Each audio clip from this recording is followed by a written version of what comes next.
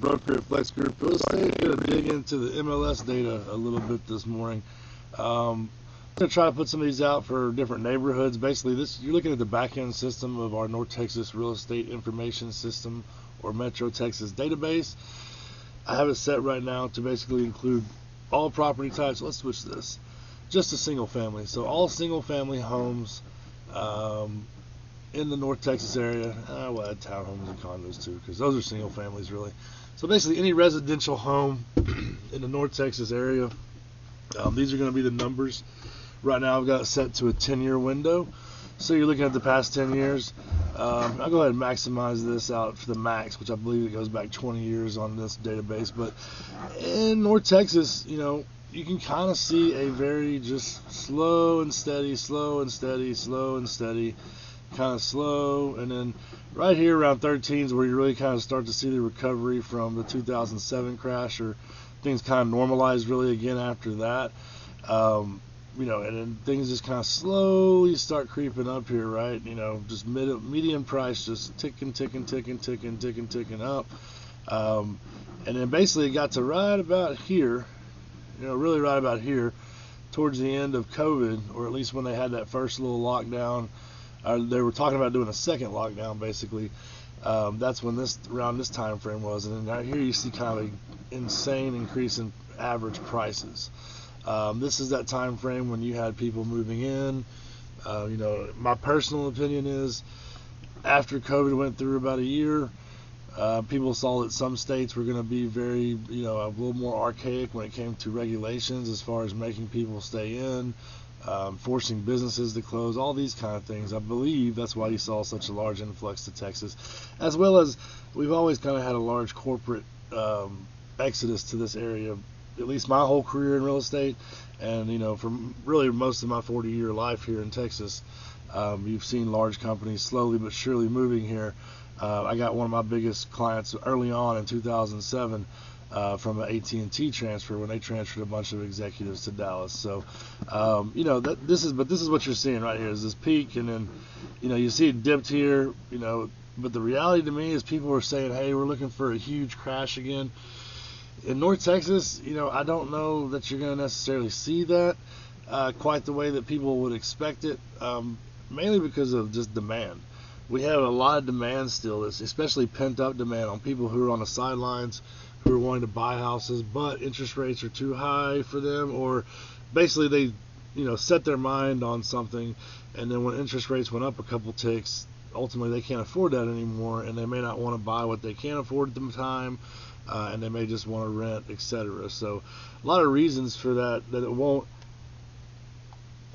A lot of reasons for that, in my opinion. Another reason why it won't crash like it did back in 07 is, back in 07, what precipitated the crash was a bunch of those bad mortgages, the adjustable rate, all of that stuff. Back then, a similar amount or percentage of the market ended up being those kind of foreclosures and bad mortgages that at this point in time are already owned by the banks. Because you see this little spike here, also what was going on in this time range, and you can definitely go and check this out. Large institutional buyers like BlackRock, Vanguard, State Street, they were using a lot of smaller entities to come into places like where I'm at in Forney, or places like Melissa, McKinney, Allen, all these suburbs around the area, not just North Texas, but all over Texas and all over the country. And they were buying up inventory like crazy, pushing this up, kind of unnaturally pushing this up, if you will, because average buyers would not have been paying that much for that, nor would they have competed at that level. During this time frame, I saw some of these banks or their subsidiaries make offers of $20,000 and $30,000 and $40,000 over list price for very menial $250,000 to $400,000 homes. So that's definitely a part of why you saw the price go up. And right now, realistically, if you're looking to buy, in the next, as soon as you can, it's still not a bad idea, especially in North Texas, because what could happen next, if rates go down, you're going to see a bunch of more people re-enter the market, and also possibly investors re-enter the market. And that's just going to make it more competition. Whereas if you purchase now, and you find a home that you can live with and that you like, you purchase now, whenever those interest rates drop, you can just simply go refinance your loan, and you're done. And you don't have to compete. You don't have to do anything. A lot of lenders right now, if you ask them, they are offering packages where you can basically, they'll give you one free refinance within 3 years. As well as a very cool thing to look at right now if you're looking into new construction.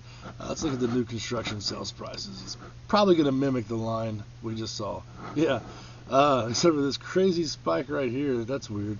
I don't know what's 2010. I don't know what that is. I mean, I guess that's right when stuff kicked off.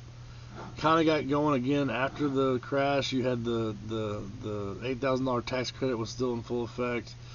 I don't know. Either way, but you kind of see the same data here with new construction. But what I was going to say about new construction is a lot of these lenders are buying, I forget exactly how they call it, but it's like a 3-2 buy down or 3-5 buy down. And what that means is, in the first year of your note, your loan, your note percentage is going to be amortized at like 1.9 or 2.5 or 3.5%. The next year it's going to be 1% higher. The next year it's going to be 1% higher. And in that fourth or fifth year, it's going to adjust to the prime rate that you would have gotten had you bought that loan then. Or now, like, right now you're looking at 7.5 or 6.5, 7 and 8 depending. So those are very interesting options, especially on new construction, because, in my opinion, new construction, if you can afford it in the area, is definitely a good thing to consider, mainly because the construction quality, if you go with the right builders, has increased drastically in the past 10 years. Spray foam insulation, tankless water heaters becoming standard, architecturally designed AC systems that are much more efficient for the houses, better windows. All these things are just things that make these homes nowadays a little more efficient. Not that you can't upgrade an older home and get it up to this level. You definitely, most certainly can, with spray foam insulation and new AC systems and all that good stuff, new windows.